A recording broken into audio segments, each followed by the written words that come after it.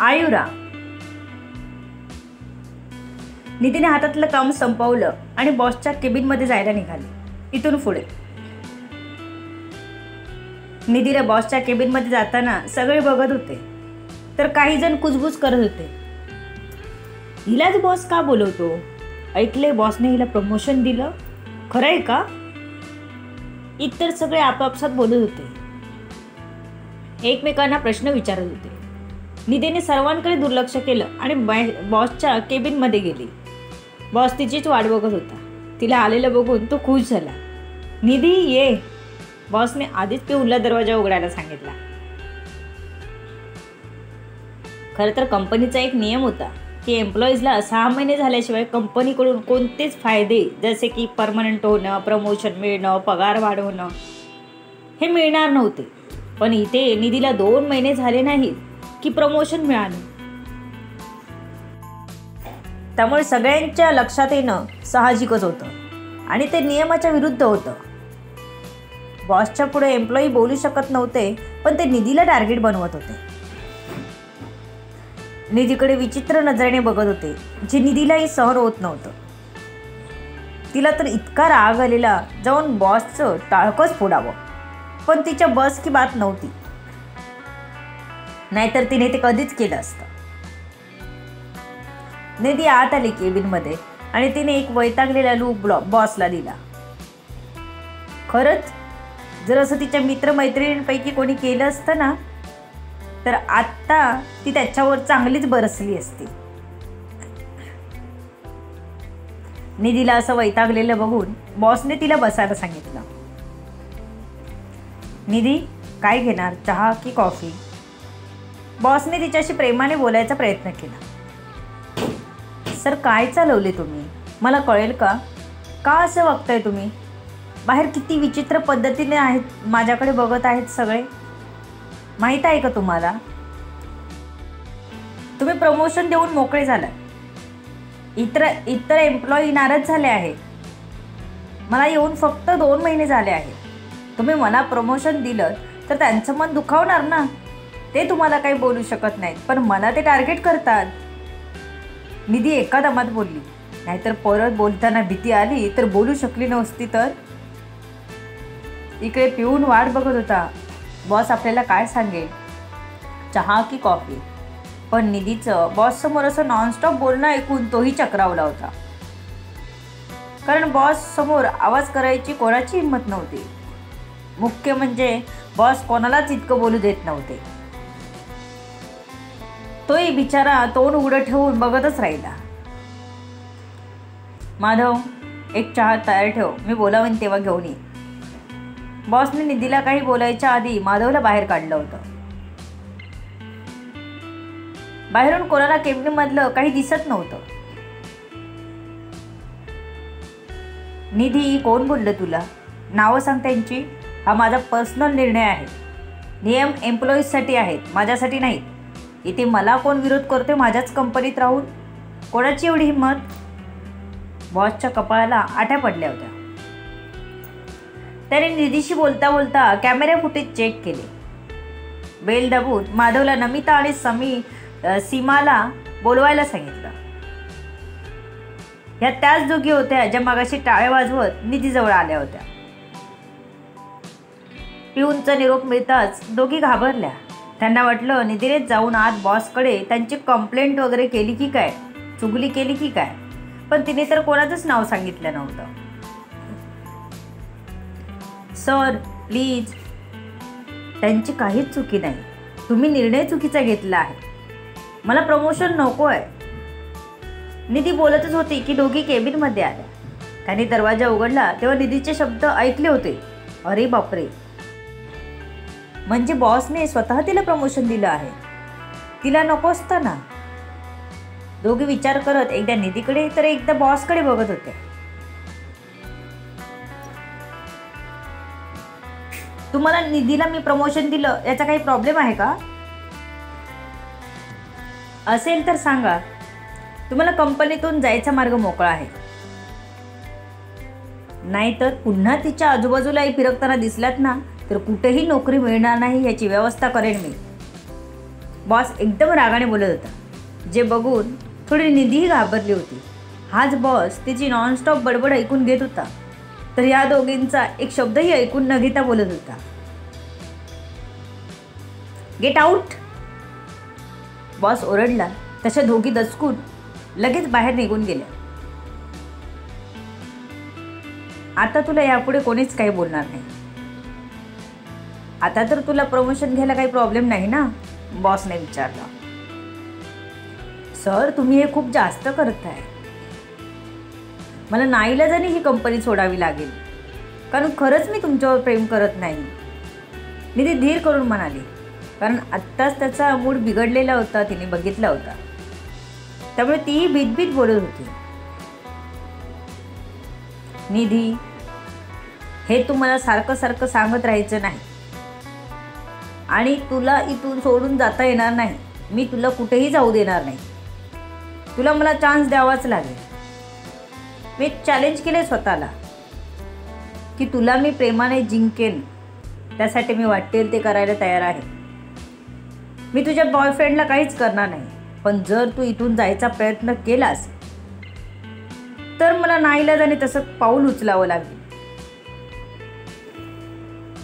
तू शांतपणे इथे राहिलीस तर खरंच मला काही प्रॉब्लेम नाही. मी प्रामाणिकपणे प्रयत्न करेन तुला आपलंसं करायचा. नाहीतर तुला माहीत आहे, माझ्याकडे पॉवर आहे, दौलत आहे. तुला कैद करायला मला वेळ लागणार नाही. हे सगळं तू तुझ्या बॉयफ्रेंडला सांगितलंस तरी हरकत नाही, बॉस बोलला. निधी हे सर्व ऐकून शॉकमध्ये गेली होती, कारण बॉसने तिला सरळ सरळ धमकीच दिली होती. समीरला बॉसपासून लांबच ठेवलं पाहिजे की मनातच बोलत होते. मी 1 वर्षाचा वेळ देते तुम्हाला. तुम्ही मला प्रेमाने जिंकायचं, निधी विचार करून म्हणाली. ओके. बॉसला स्वतःवर विश्वास होता. त्याला 1 वर्षही खूप झालं.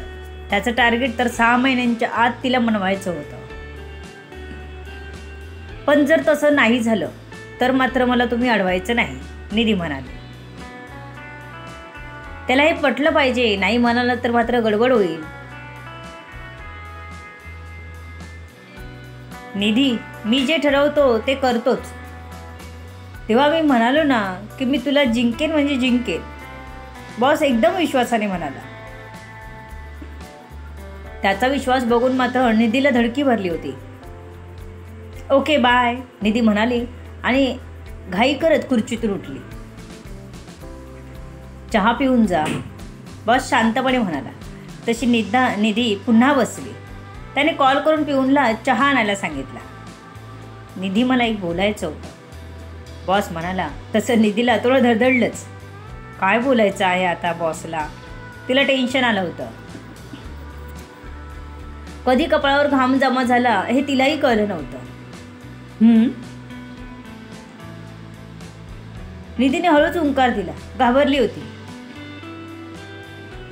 घाबरू नकोस ग, मी काय तुला खाणार थोडी, बॉस म्हणाला. सर, आत्ताच तुम्ही मला तुमची पॉवर दौलत सांगितली, मग घाबरणार नाही का मी? आता नेमकं काय बोलायचं आहे हा विचार येतोच ना मनात. निधी धीर करून बोललीच. मला एवढंच म्हणायचं होतं की मी तुझ्यासाठी करेन ते मला तू करू देशील ना? मला थांबवायचं नाही, बॉसने विचारलं. हो, तुम्ही प्रयत्न करूच शकता, पण एक मुद्दाम मला सगळ्यांसमोर घेऊन जाणं किंवा माझ्या परवानगीशिवाय तुम्ही आपलं नातं पब्लिक करू शकत नाही. तुम्ही उघड तुमची गर्लफ्रेंड म्हणून माझी कोणाशी ओळख करून देऊ शकत नाही, निधी म्हणाली. तिच्या मनात धाकधूक होती. आता अजून काही मागणी वाढायला नको बॉसची. ओके चालेल, यापुढे मी तुला काही त्रास देणार नाही, पण एका अटीवर, रोज माझ्यासोबत 10 मिनिटं बोलायचं, बॉस म्हणाला. आता हे काय नवीन? निधीला समोरच्या भिंतीवर डोकं आपल्याला मन करत होतं. निघून जावं कंपनीतून तर जायलाही देत नव्हता. जगावेगळी काहीतरी मागणी याची. हां बोलू की नको बोलू, पण नको म्हणाली तर परत रागवत बसेल. मधला मार्ग निवडू का? थोडा वेळ द्या मला असं सांगते. सर, मला असं लगेच तुमच्याशी बोलायला जमणार नाही, मला थोडा वेळ द्याल, निधी म्हणाली. किती वेळ? 1 दिवस, 2 दिवस, बॉसने विचारलं. निधी तर महिन्याभराचा वेळ मागायच्या तयारीत असताना बॉस तिला 1 आणि 2 दिवस विचारत होता. सर, मला वाटतं मला तुम्ही महिनाभर वेळ द्यावा, निधी पुन्हा घाबरतच म्हणाले. नाही हा निधी, शक्य नाही. मला तुला मनवायचं आहे. मला तेवढा वेळ तर पाहिजे. एकतर तू मला फक्त 1 वर्षाचा वेळ दिला आहेस. त्यात जर मी हा 1 महिना वाया घालवला तर कसं होईल? माझ्याकडे आधीच वेळ कमी आहे. मी मान्य केली आहे 1 वर्षाचे वेळ. आता तू काहीतरी मोडता घालत बसू नकोस. मी कधी कॉल करू ते सांग, बॉस तिलाच उलटा म्हणाला. सर, मला थोडा वेळ तर द्या, मला बोलू दे माझ्या बॉयफ्रेंडशी. त्याचा काही गैरसमज व्हायला नको, निधी म्हणाली. ओके, बोलून घे, बॉस म्हणाला. त्याला काही फरक पडत नव्हता तिच्या बॉयफ्रेंडचा. इतक्यात माधव चहा घेऊन आला. त्याला गरम चहा घेऊन आणायचा होता, त्यामुळे तेवढा वेळ गेला. चहा पिऊन झाली तशी निधी बाहेर पडायला दरवाजाजवळ गेली की बॉसने आवाज दिला. निधी. निधी आता खरंच वैतागली होती. एकतर आत येऊन अर्धा तास झाला होता, तरी त्याचं बाहेर जाताना काहीतरी बोलायचं राहिलेलंच होतं. ती मागे फिरली तसं बॉसने तिला फ्लाइंग किस दिली. हद्द झाली बाबा. शी, निधीला एकदम लाजल्यासारखं झालं. शी बाबा, हा बॉस जरा जास्तच घाई करतो सगळ्याची. ती काहीच न बोलता पटकन वळली आणि केव्हिनच्या दरवाजा उघडून बाहेर आली.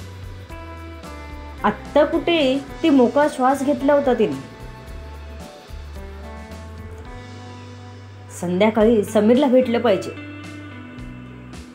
तिने लागोलाग समीरला मेसेज करून ठेवला.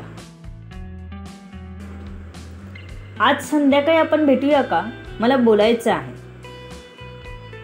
समीरने मेसेज वाचला. ओके, मी येतो तुला न्यायला. समीरने निधीला रिप्लाय केला. नको, तुम्ही नका येऊ, मी येते तिथे. मी सुटल्यावर कॉल करेन, तुम्ही कॅफेत या. निधीने समीरला मेसेज केला. समीरला उगाच बॉसच्या डोळ्यात नको यायला म्हणून तिने त्याला इथे येऊ नको म्हणून सांगितलं होतं.